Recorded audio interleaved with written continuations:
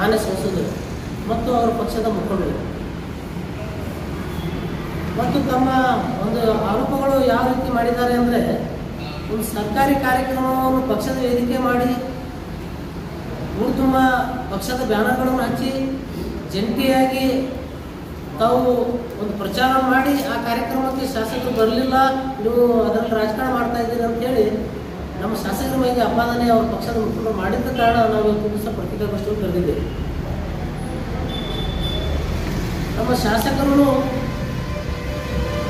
ಇವರಿಂದ ಯಾವುದೇ ಒಂದು ಪಾಠವನ್ನು ಕಲಿಯಬೇಕಾದಂಥ ಅವಶ್ಯಕತೆ ಇಲ್ಲ. ಯಾಕಂದರೆ 30-35 ವರ್ಷದಿಂದ ಅವರು ರಾಜಕಾರಣದಲ್ಲಿದ್ದಾರೆ. 3 ಸಲ ಜಿಲ್ಲಾ ಪಂಚಾಯಿತಿ ಸದಸ್ಯರಾಗಿದ್ದಾರೆ, 3 ಸಲ ಶಾಸಕರಾಗಿ ಕೆಲಸ ಮಾಡಿದ್ದಾರೆ. ಅವರಿಗೆ ಯಾವ ರೀತಿ ಯಾರ ಜೊತೆ ಹೆಂಗಿರಬೇಕು ಮತ್ತು ಅವರು ಯಾರ ಜೊತೆ ಎಲ್ಲರ ಜೊತೆ ಹೆಂಗಿದ್ದಾರೆ ಅನ್ನುವ ನಾವು ಇಡೀ ಮತಕ್ಷೇತ್ರ ಅಲ್ಲ, ಇಡೀ ಜಿಲ್ಲೆಯ ಜನರು ಅವರಿಗೆ ಗುರುತಿಸಿದ್ದಾರೆ. ಎಷ್ಟು ಗೌರವ ಯಾರಿಗೆ ಎಷ್ಟು ಕೊಡಬೇಕು, ಹಿರಿಯರಿಗೆ ಯಾವ ರೀತಿ ಗೌರವ ಕೊಡ್ತಾರೆ, ಕಿರಿಯರಿಗೆ ಯಾವ ರೀತಿ ಗೌರವ ಕೊಡ್ತಾರೆ, ಒಂದು ತಾಲೂಕಿನ ಪ್ರತಿಯೊಬ್ಬ ಜನಸಾಮಾನ್ಯ ನಾಗರಿಕರಿಗೂ ಅವ್ರು ಯಾವ ರೀತಿ ಗೌರವ ಕೊಡ್ತಾರೆ ಅನ್ನೋದು ಇವರಿಂದ ಪಾಠ ಕಲಿಯಬೇಕಾದ ಅಗತ್ಯವೇ ನಮ್ಮ ಶಾಸಕರಿಗೆ ಬಂದಿಲ್ಲ. ಇದು ನಾವು ಸ್ಪಷ್ಟಪಡಿಸ್ತೀವಿ. ಮತ್ತು ಇನ್ನೊಂದು,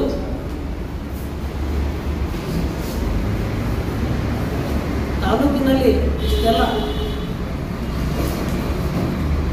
ಅವರು 3-4 ವಿಷಯಗಳನ್ನು ಪ್ರಸ್ತಾಪ ಮಾಡಿದ್ದಾರೆ.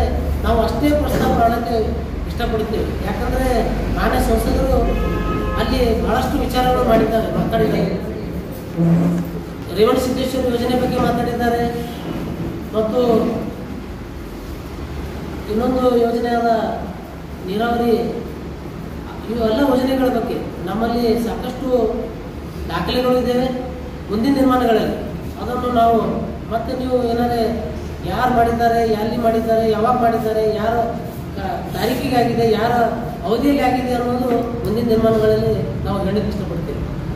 ಮತ್ತೊಂದು ನಮ್ಮ ಶಾಸಕರ ಮೇಲೆ ಅಪಾದನೆ ಏನು ಮಾಡಿದ್ದಾರೆ ಅಂದರೆ, ಯಾರಿಗೆ ಗೌರವ ಕೊಡೋದಿಲ್ಲ, ಬರೀ ಸಿದ್ದೇಶ್ವರ ಸ್ವಾಮೀಜಿ ಅವರ ಹೆಸರನ್ನು ತಗೊಂಡು ರಾಜಕಾರಣ ಮಾಡ್ತಾ ಇದ್ದಾರೆ.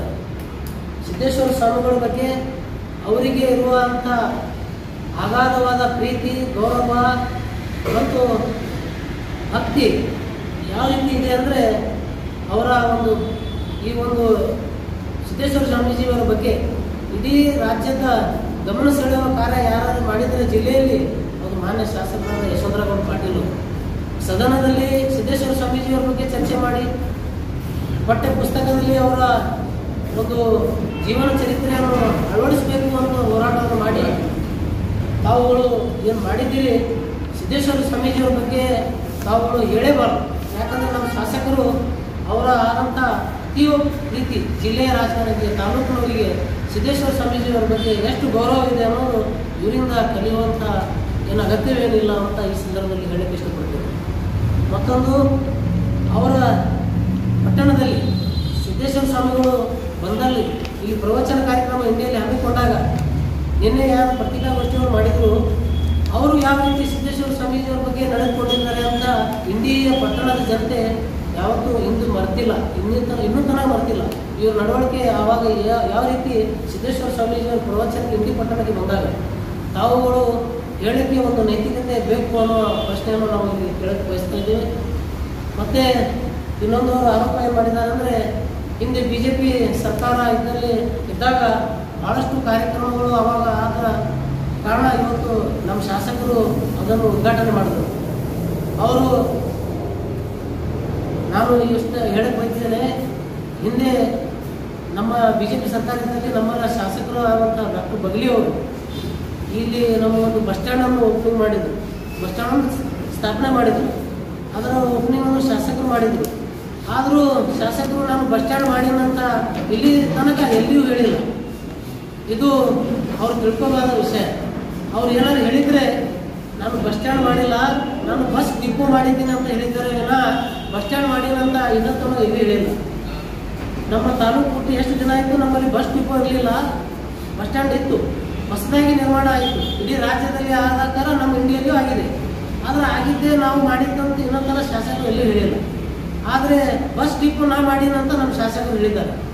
ಇಂಥ ಒಂದು ಸುರಕ್ಷಾ ವಿಷಯಗಳು ನಾವು ಮಾಡಿ ಸಣ್ಣವರಾಗಬಾರ್ದು ಅನ್ನೋ ವಿಷಯವನ್ನು ನಾವು ಹೇಳಿ, ಮತ್ತು ನಮ್ಮ ಶಾಸಕರು ಪಕ್ಷಾತೀತವಾಗಿ ಯಾವತ್ತೂ ಶಾಸಕರಾದ ಮೇಲೆ ಈ ಪಕ್ಷದವರು ಆ ಪಕ್ಷದವರು ಅಂತ ಯಾರಿಗೂ ಹೇಳಿ ಎಲ್ಲರ ಸಮಾಜದ ಎಲ್ಲ ಸರ್ವ ಕಾರ್ಯಕರ್ತರ ಯಾವುದೇ ಬೇಡಿಕೆಗಳಿಗೆ ಅವರು ಯಾವತ್ತೂ ಸ್ಪಂದಿಸಿ ಪಕ್ಷರಹಿತ ರಾಜಕಾರಣ ಮಾಡ್ಕೊತ ಬಂದಿದ್ದಾರೆ.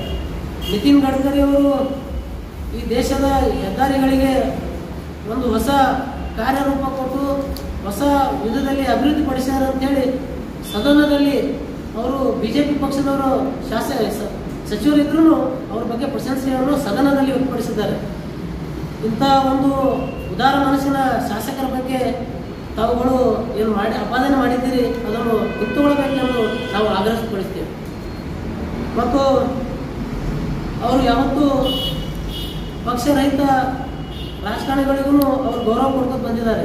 ಹಿಂದಿನ ಪ್ರಧಾನಮಂತ್ರಿಯಾದ ವಾಜಪೇಯಿ ಅವ್ರ ಬಗ್ಗೆ ಆಗಲಿ, ಮತ್ತು ಹಿಂದಿನ ಭಾಳಷ್ಟು ಸರ್ಕಾರದಲ್ಲಿ ಒಳ್ಳೆಯ ಯಾರೇ ಪಕ್ಷದವ್ರು ಮಾಡಿದ್ರು ಅವರು ಅದನ್ನು ಬೆಂಬಲಿಸುವ ಕಾರ್ಯಕ್ರಮ ಅವರು ಮಾಡಿದ್ದಾರೆ. ಅಂಥ ಒಂದು ಕಾರ್ಯವನ್ನು ಮಾಡಿದಂಥ ಶಾಸಕರ ಬಗ್ಗೆ ಸುಳ್ಳು ಅಪಾದನೆ ಮಾಡೋದು ಬಿಟ್ಟು ಒಳ್ಳೆಯ ಅಭಿವೃದ್ಧಿಗೆ ಕೈ ಜೋಡಿಸ್ಬೇಕೆಂದು ತಮ್ಮಲ್ಲಿ ಕೇಳ್ಕೊಳ್ತೇವೆ. ಇನ್ನೊಂದು ಇಷ್ಟೆಲ್ಲ ವಿಷಯಾಂತರ ಯಾಕೆ ಆಯ್ತಪ್ಪ ಅಂದರೆ ನಮಗೆಲ್ಲರಿಗೂ ಏನು ಅನ್ನಿಸ್ತಾ ಇದೆ ಅಂದರೆ, ಮಾನ್ಯ ಶಾಸಕರು ಕಳೆದ ಒಂದು ವರ್ಷದಲ್ಲಿ ಹಲವಾರು ಅಭಿವೃದ್ಧಿ ಕಾಮಗಾರಿಗಳು ನಮ್ಮ ಕ್ಷೇತ್ರದಲ್ಲಿ ಮಾಡ್ತಾ ಇರುವುದರಿಂದ ಇದು ಒಂದು ಹತಾಶೆ ಭಾವನೆಯಿಂದ ಉದ್ಘಾಟನೆಯಾದ ಕಾರ್ಯಕ್ರಮವನ್ನು ಮರು ಉದ್ಘಾಟನೆ ಮಾಡಿ ಅಪಹಾಸ್ಯಕ್ಕೆ ಈಡಾಗಿದ್ದಾರೆ ಅನ್ನುವ ಒಂದು ಪರಿಕಲ್ಪನೆ ಎಲ್ಲರ ಬಾಯಲ್ಲಿ ಬರ್ತಾ ಇದೆ. ಯಾಕೆ ಅಂದರೆ ನಮ್ಮ ಶಾಸಕರಾದ ಯಶವಂತರಾವ್ ಪಾಟೀಲ್ ಅವರು ಈಗಾಗಲೇ ಎಲ್ಲ ರಸ್ತೆಗಳ ಅಭಿವೃದ್ಧಿಯನ್ನು ಮಾಡ್ತಾ ಇದ್ದಾರೆ. ಇಂಡಿಯಿಂದ ಜಳಕಿ, ಇಂಡಿಯಿಂದ ಹಲಸಂಗಿ, ಇಂಡಿಯಿಂದ ಹಳಗುಣಕಿ, ಈಗ ಮೊನ್ನೆ ತಾನೇ ಸಾಲೋಳ್ಗಿ ಗ್ರಾಮದಲ್ಲಿ ಒಂದು ಬೃಹತ್ ಒಂದು ಕಾರ್ಯಕ್ರಮವನ್ನು ಮಾಡಿ ಇಂಡಿಯಿಂದ ಆಲ್ಮೇಲ್ ರಸ್ತೆಯನ್ನು 27.5 ಕೋಟಿಯಲ್ಲಿ ಅಭಿವೃದ್ಧಿಪಡಿಸಲಿಕ್ಕೆ ಭೂಮಿ ಪೂಜೆಯನ್ನು ಮಾಡಿದ್ದರು. ಅದು ಕೆಲಸನೂ ಪ್ರಾರಂಭವಾಗಿದೆ. ಇಂಥ ಎಲ್ಲ ಕೆಲಸ ಕಾರ್ಯಗಳನ್ನು ನೋಡಿ ಕ್ಷೇತ್ರದಲ್ಲಿ ಶಾಸಕರ ಬಗ್ಗೆ ಹಲವಾರು ಪ್ರಶಂಸೆಯನ್ನು ಮೆಚ್ಚುಗೆಯನ್ನು ವ್ಯಕ್ತಪಡಿಸಿ ಏನು ಎಲ್ಲರೂ ರೋಡ್ ಭಾಳಷ್ಟು ಮಾಡ್ತಾ ಇದ್ದಾರೆ ಅನ್ನೋ ಭಾವನೆ ಒಂದು ತಿಂಗಳಿಂದ ನಡೀತಾ ಇದೆ. ಈ ಎಲ್ಲ ನೋಡಿಕೊಂಡು ಒಂದು ಹತಾಶೆ ಭಾವನೆಯಿಂದ ಮತ್ತೊಂದು ನಾವು ರಾಷ್ಟ್ರೀಯ ಹೆದ್ದಾರಿಗೆ ಪುನಃ ಪೂಜೆ ಮಾಡಲಿಕ್ಕೆ ನಾವು ಕಾರ್ಯಕ್ರಮ ಮಾಡ್ತೀವಿ ಅಂತ ಹೇಳಿ ತಾವು ದಿಲ್ಲಿಯಿಂದ ಪರ್ಮಿಷನ್ ತಗೊಂಡು ಮಾಡಬೇಕು. ರಾಷ್ಟ್ರೀಯ ಹೆದ್ದಾರಿಗೆ ಯಾವುದಾರೆ ಒಂದು ಪೂಜೆ ಮಾಡಬೇಕಂದ್ರೆ ನಿತಿನ್ ಗಡ್ಕರಿ ಕೇಂದ್ರ ಸರ್ಕಾರದಿಂದ ಒಂದು ಪರ್ಮಿಷನ್ ತಗೊಂಡು ಕಾರ್ಯಕ್ರಮ ಮಾಡಬೇಕು. ಈಗಾಗಲೇ ಆಗಿರೋ ಕಾರ್ಯಕ್ರಮಕ್ಕೆ ಮತ್ತೊಮ್ಮೆ ಮಾಡಿ ತಾವು ನಗೆ ಪಾಟಲಿಗೆ ಈಡಾಗಿದ್ದೀರಿ ಅನ್ನುವ ಭಾವನೆ ಜನರಲ್ಲಿ ಮೂಡಿದೆ. ಒಂದು ಕಾರ್ಯಕ್ರಮ ಮತ್ತೊಂದು ಸರ್ಕಾರಿ ಕಾರ್ಯಕ್ರಮ ಅಂತ ಹೇಳಿದ್ರು ನಮಗಂತೂ ನಮ್ಮ ಮಾಹಿತಿ ಪ್ರಕಾರ ಒಬ್ಬರು ಸರ್ಕಾರಿ ಅಧಿಕಾರಿಗಳು ಅಲ್ಲಿ ಸಂಬಂಧಪಟ್ಟವರು ಅದು ಯಾರೂ ಇರಲಿಲ್ಲ. ಮತ್ತು BJP JDS ಕಾರ್ಯಕ್ರಮ ಆಗಿದೆ ಅನ್ನೋ ಭಾವನೆ ಎಲ್ಲರಲ್ಲಿ ಜನರಲ್ಲಿ ಮೂಡಿದೆ. ಇಂಥ ಒಂದು ಕಾರ್ಯಕ್ರಮ ಮಾಡಿ ವಿನಾಕಾರಣ ನೀವು ಶಾಸಕರ ಮೇಲೆ ಅಪಾದನೆ ಮಾಡಿದ್ದೀರಿ ಅಂತ ಹೇಳಿ ನಾವು ಹೇಳಕ್ಕೆ ಇಷ್ಟಪಡ್ತೇವೆ. ಇನ್ನೊಂದು ಅವರ ಲಾಸ್ಟ್ ಆರೋಪ ಏನಂದರೆ ಪುರಸಭೆ ಚುನಾವಣೆಯನ್ನು ನಾವು ದುರುಪಯೋಗ ಮಾಡಿದ್ದೇವೆ ಅಂತ. ಹಿಂದೆ ತಾವು ಪುರಸಭೆ ಆಡಳಿತ ನಾವು ಮಾಡಿದ್ದೀವಿ ಅಂತೇಳಿ ಅವ್ರು ಹೇಳಿದ್ದಾರೆ. ತಾವು ಪುರಸಭೆ ಆಡಳಿತ ಯಾವ ರೀತಿ ಮಾಡಿದ್ದೀರಿ ಅನ್ನುವ ದೃಷ್ಟಿಯಿಂದಲೇ ನಿಮ್ಮ ಪಕ್ಷದ 5-6 ಸದಸ್ಯರು ನಿಮ್ಮ ಜೊತೆ ಇರಲಾರ್ದೆ, ನಿಮ್ಮ ಪಕ್ಷದ ಸದಸ್ಯರೇ ನಿಮಗೆ ಹಿಡಿದುಕೊಳ್ಳುವ ತಾಕತ್ತಿರಲಾರ್ದರೆ ಮತ್ತೊಬ್ಬರ ಪಾರ್ಟಿಯ ಬಗ್ಗೆ ಮತ್ತೊಂದು ಪಕ್ಷದ ಬಗ್ಗೆ ಮಾತಾಡಲಿಕ್ಕೆ ನಿಮಗೆ ಯಾವುದೇ ನೈತಿಕ ಸ್ಥೈರ್ಯ ಇಲ್ಲ ಅನ್ನುವ ಭಾವನೆ ನಿರ್ಮಾಣ ಆಗಿದೆ. ಯಾಕಂದರೆ ನಿಮ್ಮ ಪಕ್ಷದ ಸದಸ್ಯರೇ ನಿಮ್ಮ ಜೊತೆ ಇಲ್ಲ. ನಿಮ್ಮ ಆಡಳಿತ ವೈಖರಿಯನ್ನು, ನಿಮ್ಮ ಪುರಸಭೆಯಲ್ಲಿ ಆಗಿರೋ ಭ್ರಷ್ಟಾಚಾರವನ್ನು ಅವರು ನೋಡಿ ನಾವು ಇವ್ರ ಜೊತೆ ಹೋಗೋಕ್ಕಿಂತ ಮಾನ್ಯ ಶಾಸಕರ ಯಶವಂತರಾವ್ ಪಾಟೀಲ್ ಅವ್ರ ಜೊತೆ ಹೋದರೆ ಈ ಪಟ್ಟಣದ ಅಭಿವೃದ್ಧಿ ಆಗ್ತದೆ ಅನ್ನೋ ದೃಷ್ಟಿಯಿಂದ ಅವರು ಸ್ವಯಂ ಪ್ರೇರಿತವಾಗಿ ನಮ್ಮ ಪಕ್ಷದ ಅಭ್ಯರ್ಥಿಗಳಿಗೆ ಮತವನ್ನು ಹಾಕಿ ಇವತ್ತಿನ ದಿವಸ ನಾವು ಪುರಸಭೆ ಗಾದಿಯಲ್ಲಿ ಇರಿದ್ದೇವೆ. ಯಾವುದೇ ಹಣ ಅಂತಸ್ತು ಯಾವುದೇ ಏನಂದರೆ ಆಮಿಷಕ್ಕೆ ಅಧಿಕಾರಕ್ಕೆ ಅವ್ರು ಬಂದಿಲ್ಲ ಅನ್ನುವ ಮಾತನ್ನು ಹೇಳೋದಕ್ಕೆ ನಾವು ಇಷ್ಟಪಡ್ತೇವೆ. ಪುರಸಭೆಯ ಎಲ್ಲ ಒಂದು ಸರಾಂಗಣ ಅಭಿವೃದ್ಧಿಗಾಗಿ ಅವರು ನಮ್ಮ ಜೊತೆ ಬಂದಿದ್ದಾರೆ ವಿನಃ ಯಾವುದೇ ರೀತಿಯಲ್ಲಿ ಬಂದಿಲ್ಲ ಅನ್ನುವ ಮಾತನ್ನು ನಾವು ಹೇಳೋಕ್ಕೆ ಇಷ್ಟಪಡ್ತೀವಿ.